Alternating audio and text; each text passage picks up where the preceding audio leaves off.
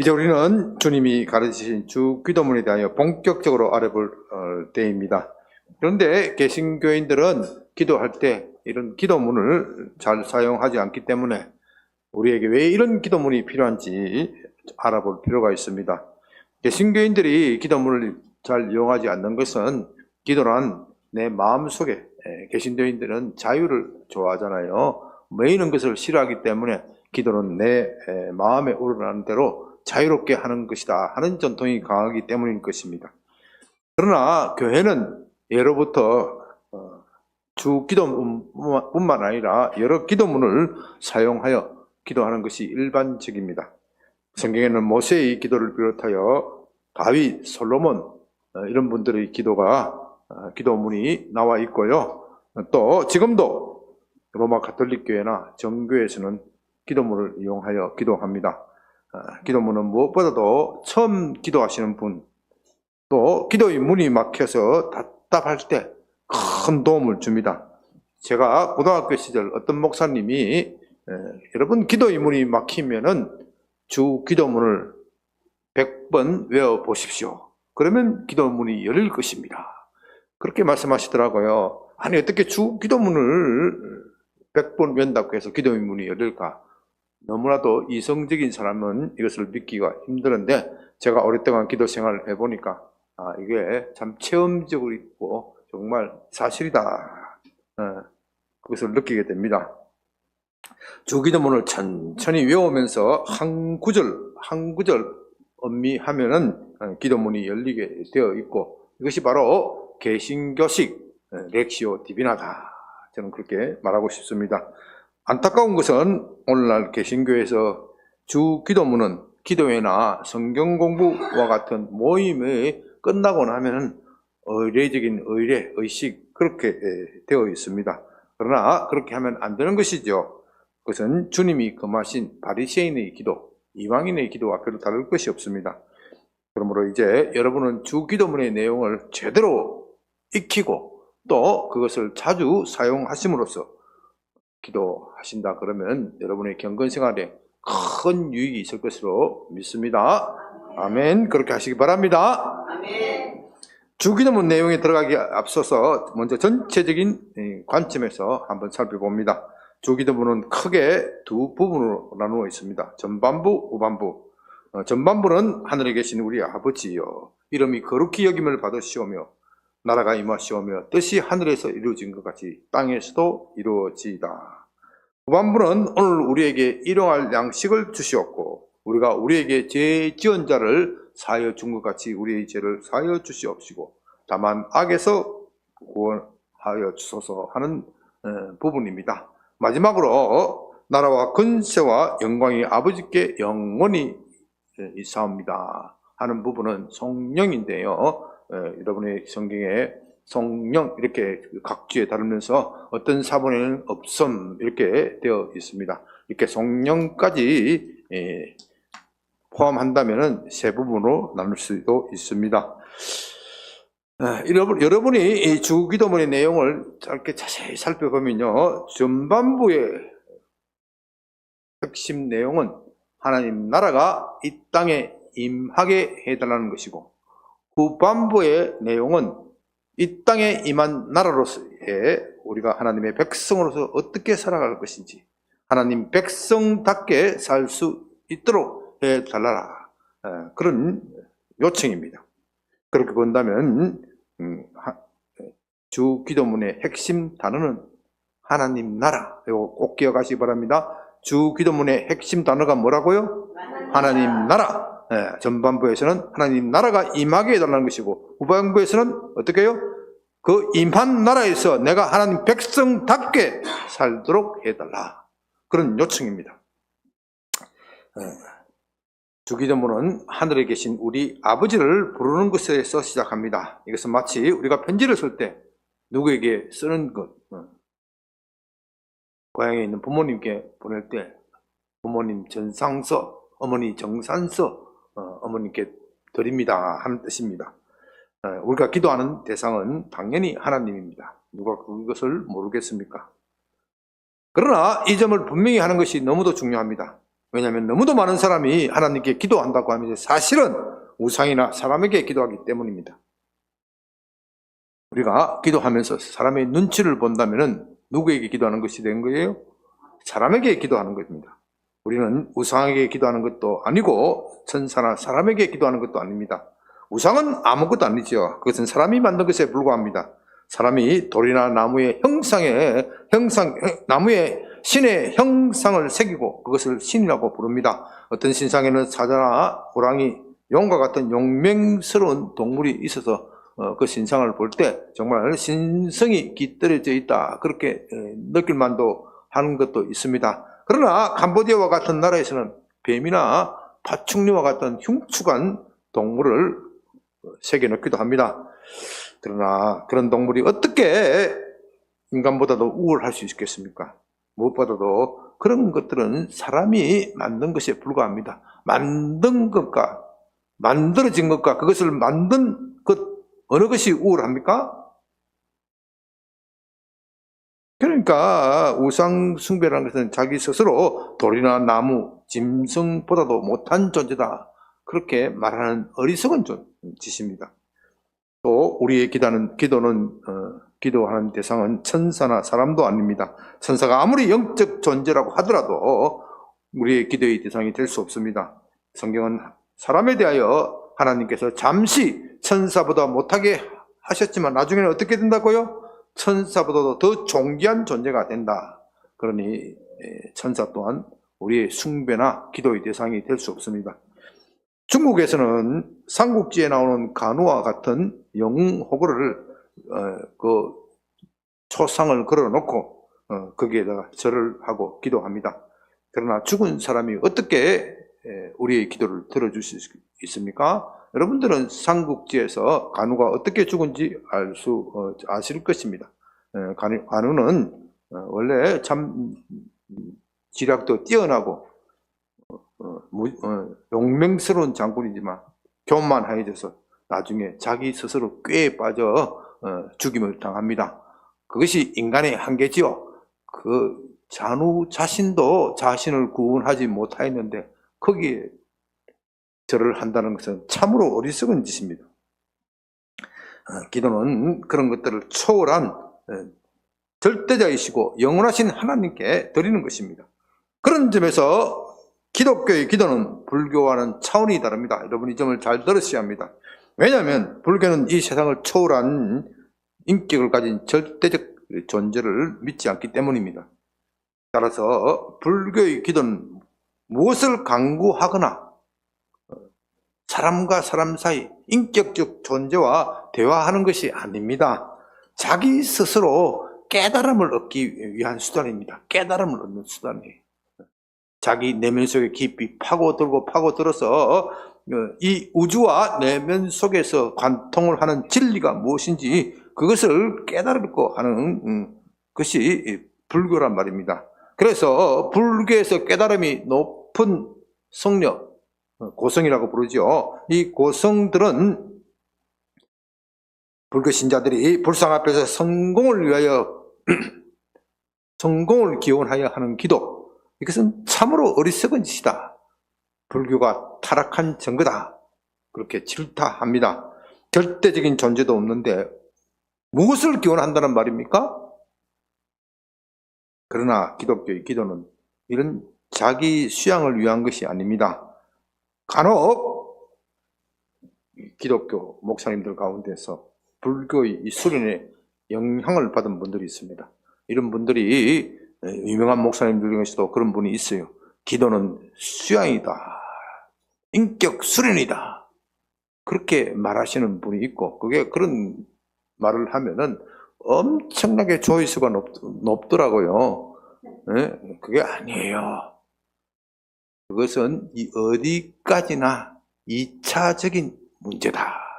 1차적인 문제는 뭐라고요? 나와 하나님 사이의 대화, 그게 기도입니다. 대화를 하다 보면 대화를 하는 그분을 닮아가기 때문에 수련의 요소가 있지만 1차적인 것은 뭐라고요? 하나님과의 대화다. 이것을 먼저 말해야 하는데, 말해야 하는데 우리의 기도가 너무 기복적으로 되다 보니까 수련이다, 그렇게 말하시는 분이 있는데 그것도 과한 겁니다. 기도는 하나님과 나 사이의 대화입니다. 이것이 기도의 본질입니다. 이런 본질을 놓치면서 설명하면은 성도들로 하여금 잘못된 길로 호도하는 겁니다. 그런데 우리말 기도문은 하늘이란 단어가 가장 먼저 나오죠. 하늘에 계신, 하늘이란 단어가 저는 가장 먼저 나오지만 헬라어 원문이나 영어에서는 아버지라는 단어가 먼저 나옵니다. 영어로 하면 Our Father which are in heaven. 그건 우리말과 헬라어, 영어 어순이 서로 달라서 그렇습니다. 그래서 우리는 원문에 따라서 이 아버지라는 단어에 대하여 먼저 살펴봅니다. 오늘날 우리에게는 하나님을 아버지라고 부르는 것이 너무나도 흔하고 자연스럽지만 2000년 전 유대인에게는 그렇지 않았습니다. 하나님은 너무도 높고 지엄하신 분입니다. 그런 분을 어떻게 감히 아버지라고 부를 수 있습니까? 상상도 못할 일입니다. 여러분들이 구약 성경을 살펴본다면 하나님을 아버지라고 부르는 것 찾아보실 수 있겠습니까? 없습니다. 전혀 없다고 말할 수는 없지만 거의 전문가가 아니면 찾아볼 수 없을 정도로 드뭅니다. 간혹 그렇게 부른다고 하더라도 그것은 지금 우리가 하나님을 아버지라고 부르는 것과는 차원이 다릅니다. 여러분들이 애완동물을 사랑해서 가끔 애완동물 보고, 강아지를 보고 뭐라고 하는 사람이 있습니까? 내 새끼 하는 그렇게 부를 수 있습니다. 그렇다고 해서 그 강아지가 진짜 새끼가 되는 겁니까? 그 강아지가 진짜 사람이 되는 거냐고요. 구약 성경에서 하나님을 아버지라고 부르는 것은 그런 정도 차원의 의미밖에 없다. 모든 피조물은 다 하나님께로 나왔으니 피조물은 하나님의 소생이다. 그런 정도의 의미뿐이지 거기에 하나님과 나와 사이에 아버지, 아들과 아버지 사이에 친밀한 그런 의미는 담고 있지 않습니다.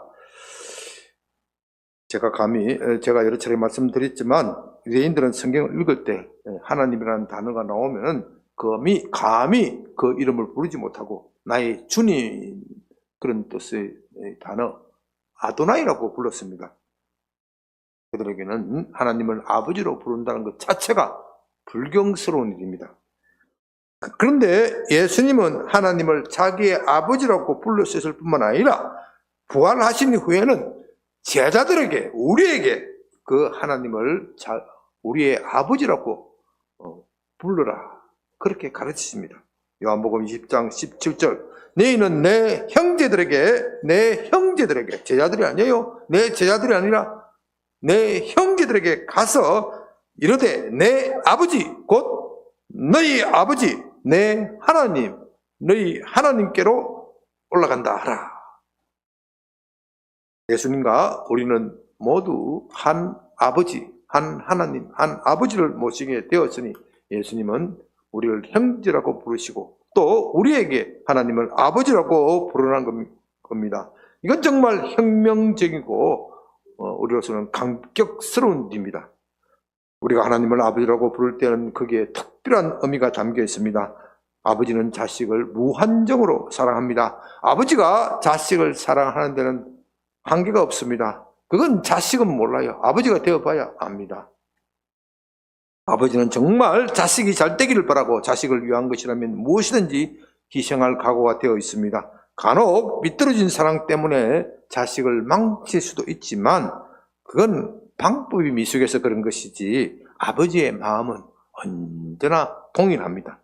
또 세상이 악화해져서 간혹 아버지가 자식을 버리는 일도 있지만 부모와 자식 사이에 원수가 되는 일도 있지만 우리 하나님은 그렇지 않습니다. 하나님은 언제나 동일한 마음으로 우리를 사랑하십니다. 그의 모든 자원과 능력을 동원하여 우리를 보호하고 지켜주십니다.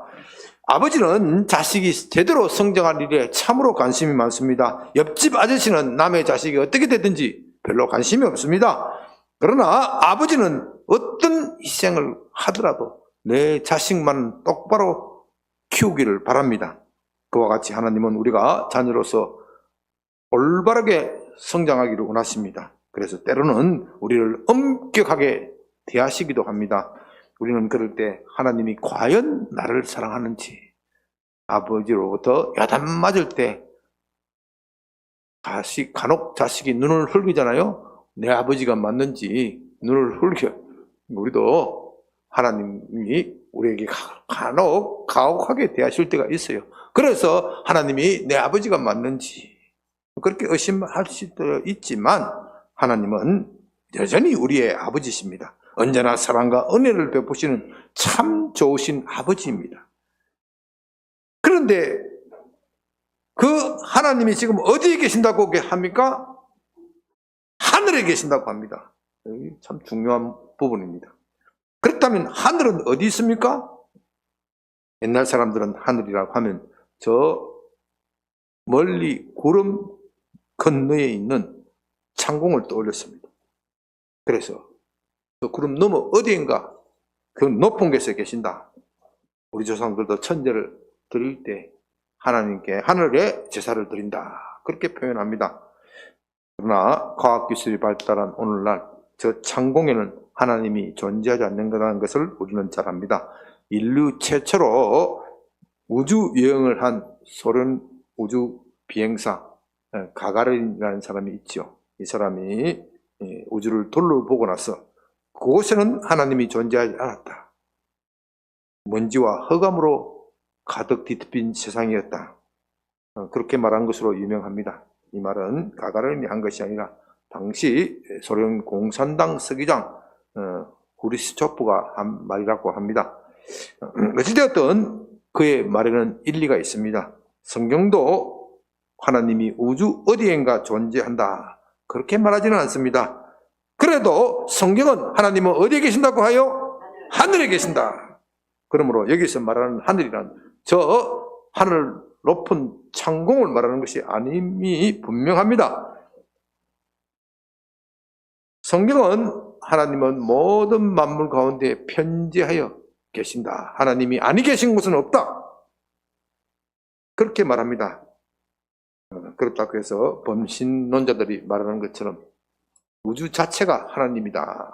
그런 뜻은 아닙니다. 그것은 온 세상 우주 만물에 하나님의 눈길, 하나님의 시선을 피할 것은 아무것도 없다. 하나님의 모든 만물을 다스린다. 그런 뜻에서 하는 이야기이죠. 그런데도 하나님이 하늘에 계신다고 말씀 표현하는 것은 일종의 비유입니다. 어느 사람, 어느 민족이거나 하늘은 항상 높은 것을 상징합니다. 사람들은 그곳이야말로 권력이 흘러나오는 원천이고 인간의 생사화복을 결정하는 곳이다. 그렇게 생각하였습니다. 우리도 그런 말을 하잖아요. 우리 조상들도 누가 감히 하늘의 뜻을 거스를 수 있으랴. 그런 뜻이지요. 우리가 하나님이 하늘에 계신다는 것은 바로 그런 뜻입니다. 하나님은 모든 만물에 뛰어나시고 모든 인간 세계에서 일어나는 일을 결정하시는 최종 결정자입니다. 우리가 사는 세상은 힘이 있는 사람이 자기 마음대로 하는 것 같지만 그렇지 않다는 겁니다. 모든 것의 배후에는 하나님이 계십니다. 세상에 어떤 일도 하나님이 허락하시면 않으면 일어날 수가 없습니다. 마태복음 10장 29절에서 참새 한 마리가 땅에 떨어지는 것도 하나님이 허락하지 않으시면 어떻게 해요? 일어나지 않는다. 그렇게 주님이 말씀하십니다. 그러나 우리로서는 하늘이 얼마나 높은지 상상하기가 어렵습니다. 왜냐하면 하늘 높은 곳에 올라가면 또 뭐가 있어요? 더 높은 하늘이 있기 때문입니다. 그와 같이 우리는 하나님의 능력과 위엄이 얼마나 높은지, 얼마나 광대한지 상상조차도 할 수 없습니다. 이제 하나님이 그렇게 높은 곳에 계신다면 우리는 어디에 있습니까? 우리는 그렇습니다. 땅에 있습니다. 우리는 낮고 낮은 땅에 있습니다. 문제는 바로 이것입니다. 하나님은 그렇게 높은 곳에 계시고 우리는 어디에 있다고요? 낮고 낮은 땅에 있습니다. 그래서 전도서 5장 2절에서는 너는 하나님 앞에서 함부로 입을 열지 말며 급한 마음으로 말을 내지 말라. 하나님은 하늘에 계시고 너는 땅에 있다. 그래서 기도가 어렵습니다. 하나님은 하늘에 계시고 나는 어디에요? 땅에 있습니다. 하늘과 땅 사이에 거리를 잴 수도 없고 아무도 그것을 초월할 수도 없습니다. 땅에 있는 우리가 어떻게 하늘에 도달하여 그분을 만날 수 있겠습니까? 그분을 만나야 나의 문제, 나의 답답함을 해결할 수 있는데 우리가 어디서 그분을 만날 수 있습니까? 고난을 당한 욥은 이렇게 한탄합니다. 욥기 23장 3절에서 5절. 내가 어찌하면 하나님을 발견하고 그의 처소에 나아가랴. 어찌하면 그 앞에서 내가 호소하며 변론할 말을 내 입에 채우고 내게 대답하시는 그 말을 내가 알 수 있을까? 6절 9절에서는 이렇게 말합니다. 그가 큰 권능을 가지고 나와 다투시겠느냐? 아니라 도리어 내 말을 들으시라. 거기서는 정직한 자가 그와 변론할 수 있은즉 내가 심판자에게서 영원히 벗어나리라. 욥은 자기가 전부도 억울한 일을 다 하고 있는데 친구들이 와서 내가 죄가 많다, 죄가 많아서 그런 것이다 하고 위로를 하지 못할 망정 그렇게 말하니까 얼마나 답답하겠습니까? 하나님만이 내 억울한 사정을 알 수 있는데 내가 그분을 만나서 내 억울한 사정을 이야기를 해야 그분이 나의 답답함을 풀어주시고 내 억울한 사정을 해결해 주실 것이 아니냐. 그런데 내가 앞으로 가도 그가 아니 계시고 내가 뒤로 가도 보이지 아니하고 그가 왼쪽에서 일하나 내가 만날 수도 없고 그가 오른쪽으로 돌이키시니 배울 수도 없구나.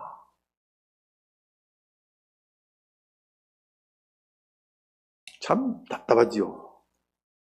왜 그렇습니까? 하나님은 하늘에 계시고 욥은 어디에 있어요? 땅에 있기 때문에 그럽니다. 그래서 하나님을 만날 수 없어 한탄합니다. 어떻게 이 난제를 해결할 수 있습니까? 그런데 하나님은 이 세상 어느 특정한 곳을 정하여 내가 거기에 있겠다 그렇게 말씀한 부분이 있습니다. 그것은 성소이고 그 가운데에서도 지성소라고 불리는 그곳입니다. 구약 성경에서 하나님은 내가 그 지성소에서 너희를 만나겠다 그렇게 말씀하십니다. 그러므로 성소의 지성소야말로 사람이 하나님을 아련할 수 있는 장소입니다. 그래서 구약시대 사람들은 하늘을 바라보면서 기도하기도 하지만 그것보다도 더 중요한 것은 무엇을 바라보고 기도한다고요? 성소를 바라보고 기도하기를 좋아하였습니다. 다윗은 왕이지만 스스로 성소에서 나가서 기도하고 여러 가지 사정으로 성소에 갈 수 없으면 성전을 바라보면서 기도한다. 우리처럼 하늘을 보면서 기도하는 것이 아니라 어디를 보고 기도한다고요? 성전을 바라보면서 기도한다. 물론 하늘을 바라보면서 기도할 때도 있지만 더 친숙한 표현은 어디를 바라보면서요? 성소를 바라보면서. 왜? 그 성소에 누가 계시기 때문에요? 하나님이 계시기 때문입니다. 그 대표적인 구절이 시편 28절 2절입니다. 내가 지성소를 향하여 나의 손을 들고 주께 부르짖을 때 나의 간구하는 소리를 들으소서. 솔로몬은 성전을 건축하고 봉헌할 때 이렇게 기도합니다. 역대하 6장 20절. 주께서 전에 말씀하시길 내 이름을 그곳에 두리라 하신 곳 이 성전을 향하여 주의 눈이 주아래 보시오며 종이 이곳을 향하여 비는 기도를 들으시옵소서. 32절 34절에서는 또 이렇게 말합니다. 주의 백성 이스라엘에게 속하지 않는 이방인에 대하여도 그들이 주의 큰 이름과 능한 손과 펴신 팔을 위하여 먼 지방에서 와서 이 성전을 향하여 하거든 주는 계신 곳 곧 하늘에서 들으시고 모든 이방인이 주께 부르짖는 대로 이루사 땅의 만민이 주의 이름을 알고 주의 백성 이스라엘처럼 경외하게 하소서. 성전은 이스라엘 사람들만 기도하는 것이 아니라 이방인들도 기도하는 것입니다. 그것이 어디에 나와 있다고요? 구약 성경에 나와 있는 겁니다. 그래서 성전은 어떻게 불립니까? 만민이 기도하는 집이다. 따라서 성전이야말로 땅에 있는 우리가 하나님을 만날 수 있는 곳이고 성전이야말로 진정한 하늘이다. 우리는 그렇게 말할 수 있습니다. 그런데 유대 지도자들이 이 성전을 강도의 소굴로 만들었습니다. 대제사장을 비롯한 제사장들이 성전을 독점하면서 사역을 세우는 수단으로 변절시켜 버렸습니다. 이제는 더 이상 만민이 기도하는 집이 아니게 되었습니다. 그래서 예수님께서 이 땅에 오실 때 가장 먼저 하신 일은 이 성전을 정화하시는 일, 그리고 마지막에도 성전을 정화하시는 일을 하십니다. 예수님이 성전을 정화하시는 일을 하신 것은 사복음서, 네 개 복음서 모두 기록되어 있는데요. 어떤 곳에서는 사역의 초기에 했다.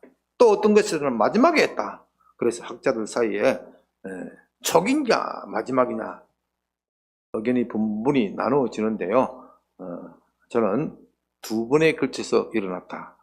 상당히 많은 학자들도 또 그렇게 이야기를 합니다. 이 마지막 견해에 동의합니다. 그만큼 성전이 중요합니다. 유대인들이 예수님께 묻습니다. 당신이 무슨 권위로 이런 일을 하시는 겁니까? 예수님은 요한복음 2장 19절에서 너희가 이 성전을 헐라 내가 사흘 동안에 일으키겠다. 그렇게 응수하십니다.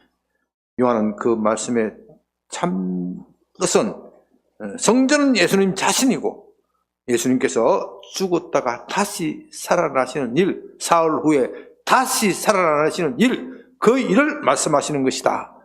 그렇게 해석합니다. 저는 이것이 참으로 중요하다고 생각합니다. 하나님이 처음 주신 성전은 인간이 더럽힘으로써 더 이상 기도하는 집, 하나님을 만날 수 있는 곳이 아니게 되어버렸습니다. 이제 하나님이신 예수님 자신이 육체를 입고 오심으로써 참된 성전이심을 보여주십니다. 예수는 우리 모두의 죄를 위하여 십자가를 지었습니다. 예수님이 십자가에 지시는 그 순간 성소와 지성소를 가르는 휘장이 위로부터 아래로 쫙 찢어져 버렸습니다. 그것은 이제 하나님이 계신 그 지성소가 만민에게 공개되었다. 그것을 말합니다. 그러므로 우리는 예수님을 통하여 하나님께로 나아갈 수 있습니다. 그런 점에서 예수님이야말로 참된 성전이다. 또한 참된 하늘입니다.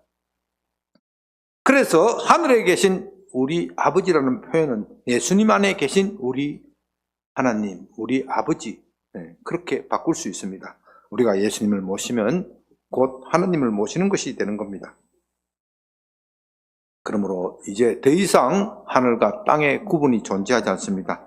땅에 있는 우리는 예수님을 통하여 자유롭게 하나님을 만날 수 있습니다. 그렇다고 해서 하나님과 인간 사이에 구분이 없다, 그런 뜻은 아닙니다. 엄연한 구분이 존재하지만 우리가 예수님을 힘입어서 담대히 은혜의 보좌 앞에 지성소까지 나아갈 수 있습니다. 이제 하늘에 계신 우리 아버지라는 이 구절은 그런 의미를 담고 있습니다. 제가 주기도문을 관통하는 단어가 뭐라 그랬죠? 하나님 나라, 하나님 나라라고 말씀드렸습니다. 여기서 나라는 민주국가를 말하는 것이 아니라 왕이 다스리는 왕국을 말합니다. 다시 말해서 하나님 민주공화국이 아니라 하나님 왕국을 말하는 겁니다. 그것을 왕국이라고 부르는 이유는 하나님이 왕이시기 때문에 그렇습니다. 그것도 절대적 권력을 가진 왕입니다. 그러니 우리로서는 감히 우리와 같은 평민을 절대 군주 평민이 어떻게 감히 만날 수 있겠습니까? 하나님께 나아간다는 것은 그것과 비교할 수 없을 정도로 어려운 일입니다. 그런데 예수님은 그 왕국의 왕이신 그 하나님을 뭐라고 부르라고요? 아버지라고 부르라고 합니다. 그 말씀의 뜻은 예수님이 우리를 위하여 하나님께 나아가는 대로를 열어놓았다. 그런 겁니다. 왜냐하면 우리는 그 절대 군주의 자녀이기 때문입니다. 왕이 아무리 바빠도 자식 보는 시간은, 자식 만나는 시간은 항상 열려 있는 겁니다. 이것을 생각한다면 하나님을 하늘에 계신 우리 아버지라고 부르는 것이 얼마나 감격스러운 일인지 아실 것입니다. 저는 이 구절 하나만 가지고도 종일 기도할 수 있고 정말 아무것도 먹지 않아도 배가 부르고 감사할 수 있을 것 같고 그런 좀 과장해서 표현하는 그런 마음도 들기도 합니다.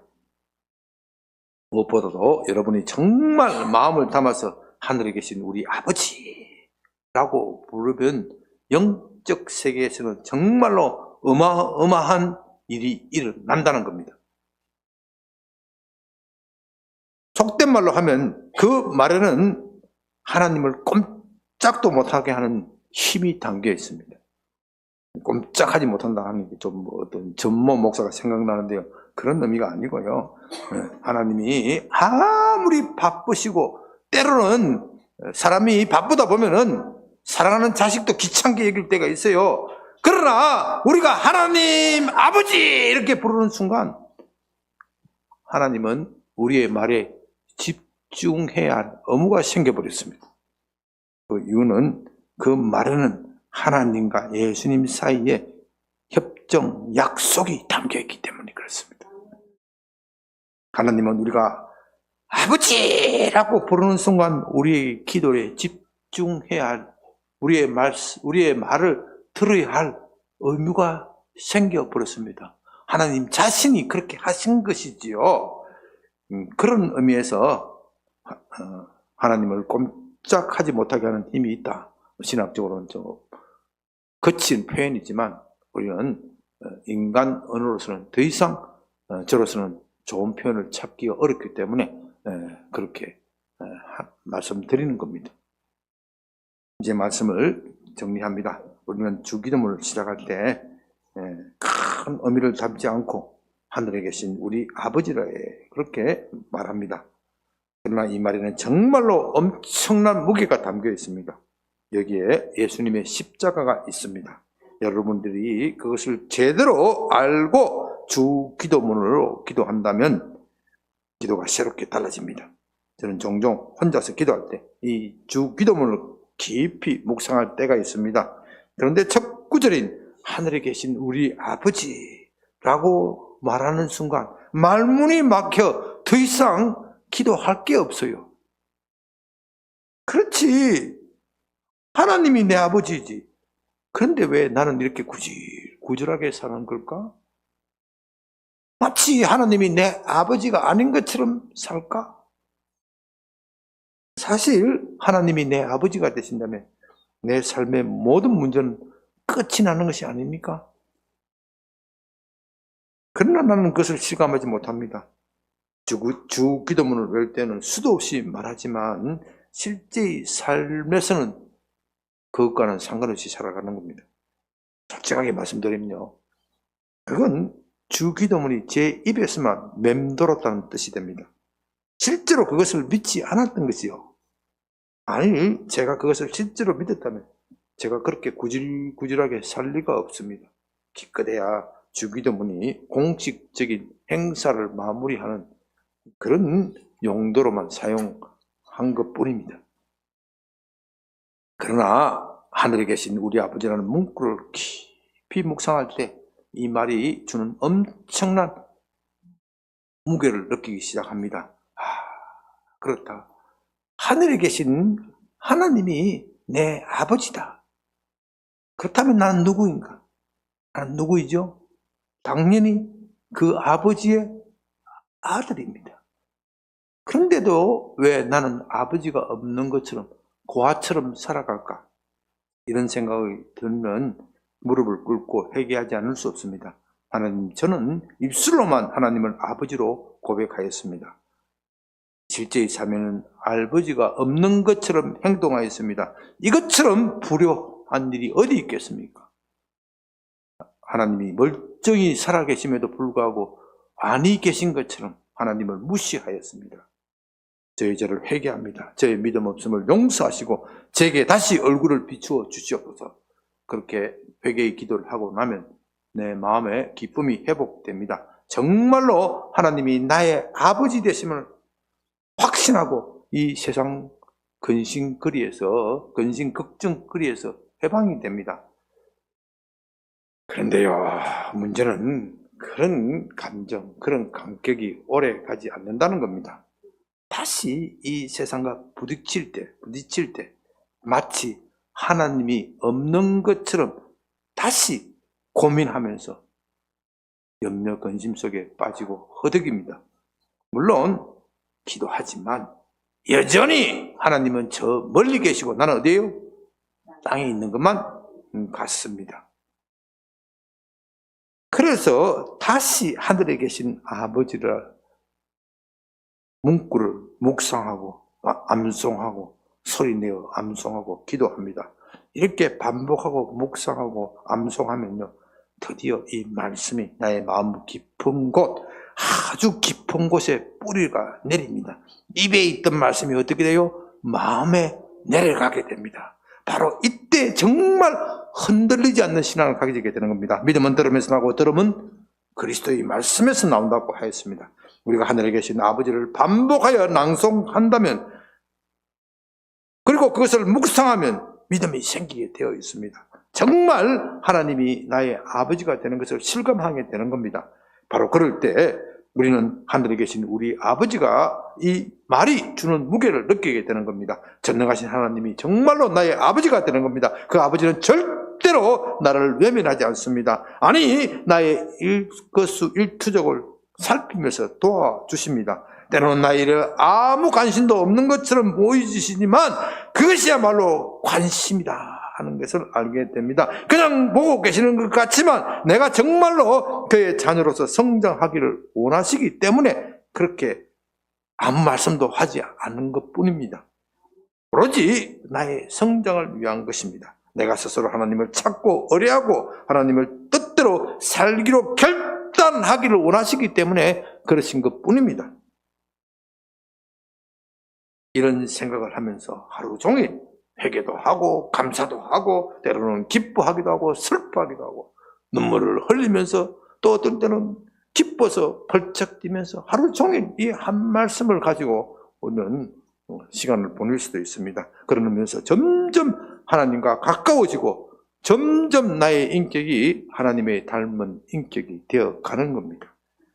사랑하는 여러분, 주기도문을 기계적으로 외우지 마시기 바랍니다. 그 말씀이 주는 의미를 깊이 생각하십시오. 때로는 시간을 내어 주기도문을 집중적으로 파고 들어가시기 바랍니다. 천천히 음미하면서 소리내어 읽으시기를 바랍니다. 제가 처음에 주기도문을 100번 외면 기도의 문이 열린다고 말씀드렸습니다. 주기도문을 천천히 한번 읽는 데는 얼마 걸릴까요? 1분 정도 걸립니다. 100분 외우려면 얼마 돼요? 네? 1시간 40분. 네? 100분. 넉넉 잡으면 2시간. 넉넉 잡고 2시간 걸려서 속된 말로 여러분들이 팔자가 달라진다면 그거 안 할까요? 여러분, 유튜브 보고, 쇼트 보고, 그 2시간 어디 가요? 금방 가는 거예요. 그 유튜브 보고 쇼트 본다고 해서 여러분 인생이 달라집니까? 속된 말로 기분만 더러워져요. 예? 하나님과 2시간 보내는 거, 이거 제대로 보면 내 인생이 달라지는 겁니다. 이것이 기도의 문을 여는 것입니다. 오늘날 한국교회의 기도는 말씀 따로, 기도 따로, 따로병에 걸렸습니다. 주기도문을 조용히 소리내어 반복하여 낭송하면서 묵상하는 것은 이런 병을 고치는 탁월한 묘약입니다. 그렇게 하면 기도의 문이 열리게 되어 있습니다. 여러분, 우리 산부 예배 때 이런 기도를 계속해서 배우고 있는데 오늘 힘들더라도 산부 예배에 참석하셔서 이런 기도를 배워서 여러분의 인생이 달라지는 여러분이 되시길 바랍니다. 아버지 하나님 감사합니다. 우리에게 주기도문을 어떻게 활용할지 가르쳐 주시니 참으로 감사드립니다.